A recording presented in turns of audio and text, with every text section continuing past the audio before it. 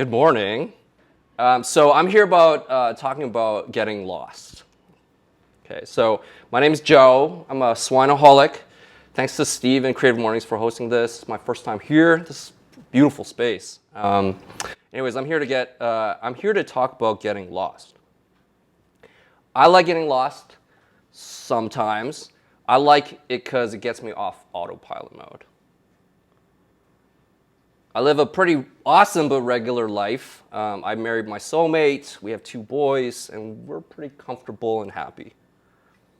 There's school, there's like a lot of activities, and there's like a lot of routine. So I didn't realize that when I was younger, I didn't realize that routine is pretty necessary to having a family. So it's very new to me, but it's what triggers my autopilot. When I'm on autopilot, time kind of feels like it's just always going faster and faster. It's like life slipping away. It goes without saying, I appreciate every single little thing in my life. I'm pretty comfortable, but I fear being comfortable. I feel like it's something that holds me back, and it's something that might make me feel like it's easy to get soft. So to get out of my comfort zone, I like to get lost sometimes. Getting lost to me is like stepping into something unfamiliar. It's unfamiliar and I have to figure it out. Try to, kind of maybe get good at it, maybe start experimenting, trying different things. You have to ask yourself, do you want to live your life on just repeat? Life gets bland when you eat the same food. Say you eat the same exact meal every day, every fucking meal for the rest of your life, you're gonna say, screw it, after a while. Life's a call to adventure. Life's about experiencing different things. Even if you're adventurous already, most things are things you still haven't experienced in life, so think about that.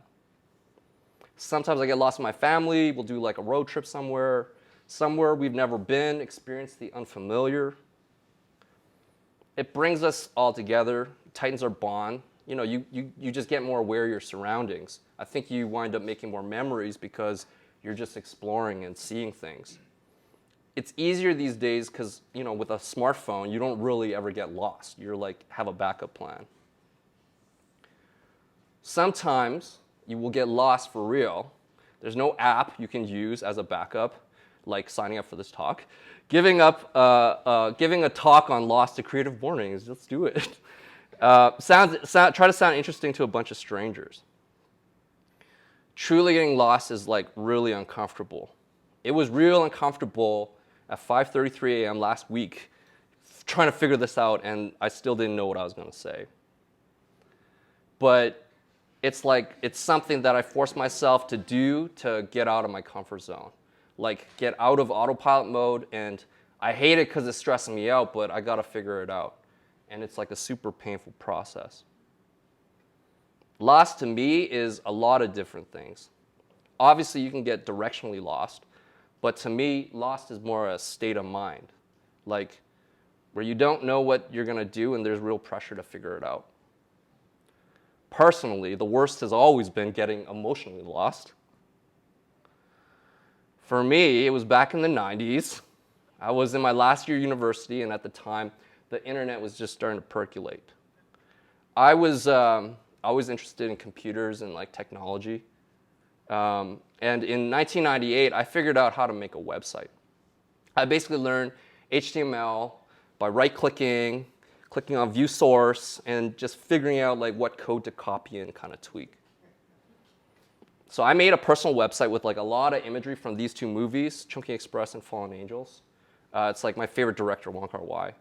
And this is kind of before blogs were blogs. The internet was still full of webmasters, and it was still known as the World Wide Web.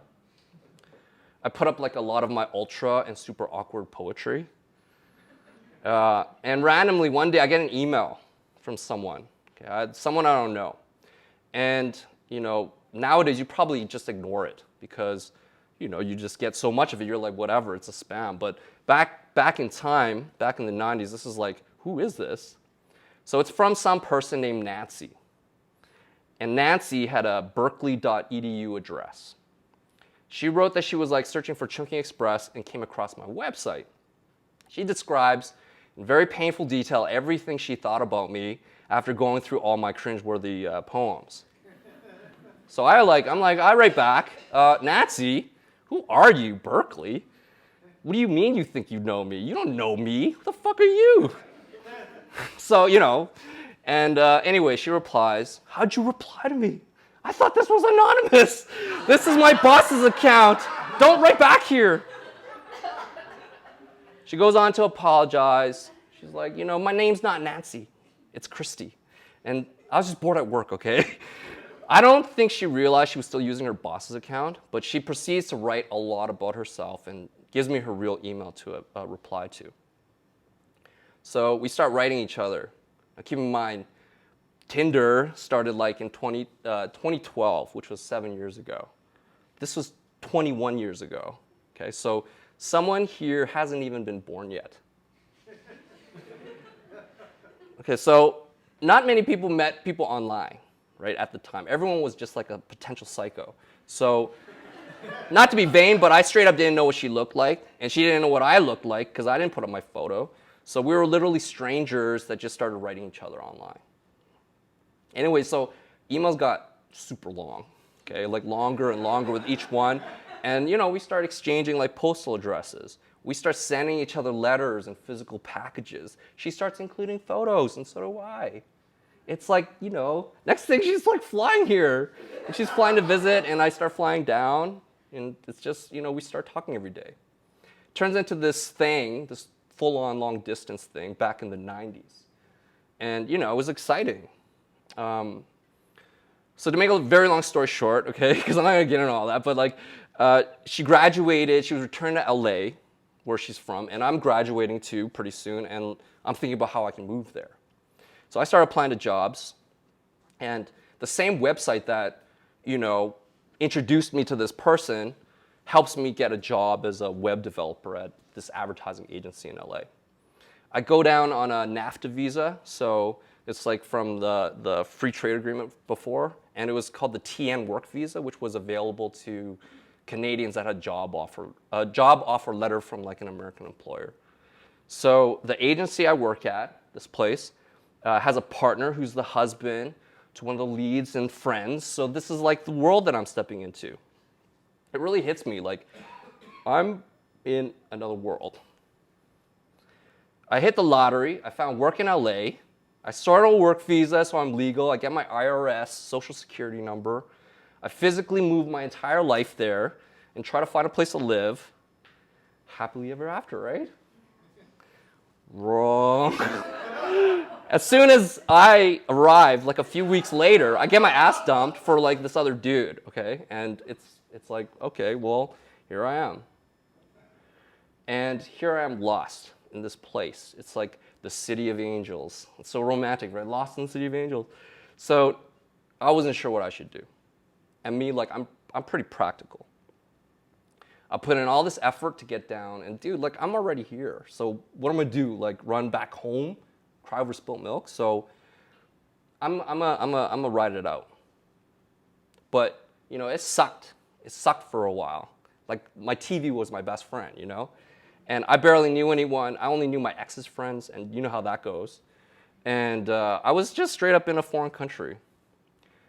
LA's massive compared to Calgary. Okay, at the time in 1999, it was 9 million people, which was 9 times the population of Calgary. It's so spread out. There's a lot of different cities. So there's it's so spread out. There's a lot of different cities. There's Venice, Santa Monica, Beverly Hills, West Hollywood, LA proper, Inglewood, Compton, Carson. It just goes on and on and on. And each city has its own police and municipal government. And so this is the time I'm really the first time I'm really lost, and everything's new. I have to figure out how do you get a bank account? How do you get a credit card? How do you establish American credit rating because your Canadian credit rating doesn't exist? Where do I go buy food? Where do I go wash my clothes? How do I meet people? How do you make friends? Right? It's every little thing was a freaking maze to figure out. LA felt really different. I don't know how to describe it, but it just felt really temporary to me. I met like super interesting people there, okay? Super interesting. People used to ask me like, what's the difference between Americans and Canadians? And this is a generalization, but like Canadians are very polite and well-mannered. Americans are forward and friendly. Okay, that's what I think. Canadians are like a little more reserved. And then Americans are less reserved. Okay? So I found it like really easy actually to meet other people. Like there's people, everyone I met was like from somewhere else. Like whether it was like another country or like another city in America, it was like somewhere else. It's like a magnet city. So everyone wants to meet everyone else, you know, so it was pretty easy. It's strange because you meet a lot of weirdos. And like, I'm weird, so it's like, it was perfect, you know? One of my best friends to this day, she's someone I met in LA. She's an attorney. She's like the kind of attorney you'd want. At least I want, okay? Like, you don't want just a criminal attorney. You want a criminal attorney. And anyways, early on, we're dealing with shitty breakups around the same time. And we're hanging out, and I said something about, oh man, I got so much free time now that I'm single.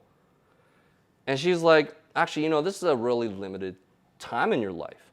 You know, this is the only time in your life where your time is yours. It's not gonna happen again, so you need to pay attention. And whatever you wanted to do, you could really do it now. Your parents, they're still healthy. You don't have a partner, you don't have kids, you don't have people to be responsible for, just yourself.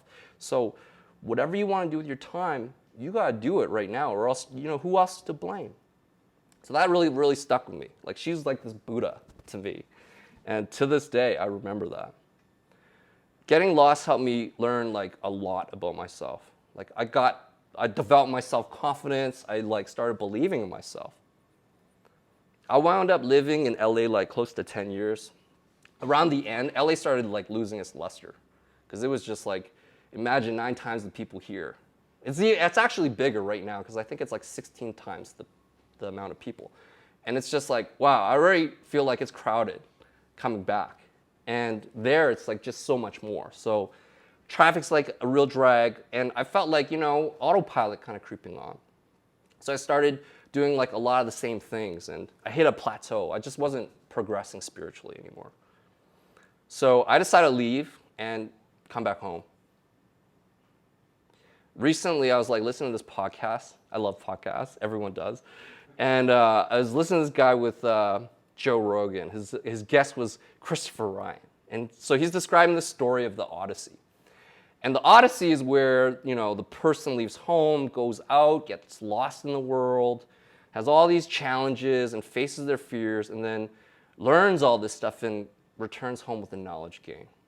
And what they realize is what they were looking for all along was actually at home. I totally copied exactly what he said. When I came back to Calgary, I kind of started over again. Like, I still have friends here, obviously, but like, you know, I had to start over my career. I had to like just do everything over and relearn everything.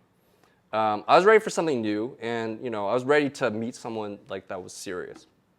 I felt like, you know, that in LA, the feeling of being temporary, it just like permeated all my relationships there. So I say out loud to myself, like for real out loud, I'm ready. And the universe hears me for, you know, I don't know if I believe it, but yeah, the universe seems to hear me. And pretty much as soon as I moved back, I found a job that I love, and I meet my wife. At the time, we're just dating, but like we just click. And that was like 13 years ago. Nowadays, I get lost with new things. I'm a dad now, so getting lost in different types of things like kids' activities, you know, finding cool shit for them to like learn and, you know, master. I kind of want them to take martial arts and jujitsu. I like the discipline and like the respect and honor about martial arts. And, you know, I don't know, personally, I want to learn jujitsu because it looks badass. But I recognize that I don't know how to do it at all. And so I'll jump in like white belt style, and I'll probably get strangled, you know? And like, I think it's actually important to experience that, because you have to be humble to remain humble. So, you know, you want to remember that there's like a lot of levels to things. I want to get lost from feeling like I got it all figured out. Because like as I get older, sometimes it's really easy to feel like that. I've done this a million times, but you know, I don't want to feel like I figured everything out. That's like a cancer to me, and this type of thing is like my chemo for that. I want to lose track of time daily. I want to be present in the moment. I want to breathe, focus, appreciate. My name's Joe. I'm from Dissolve. We have footage and photography to help you tell your story. Thank you to Creative Mornings. That's all I got.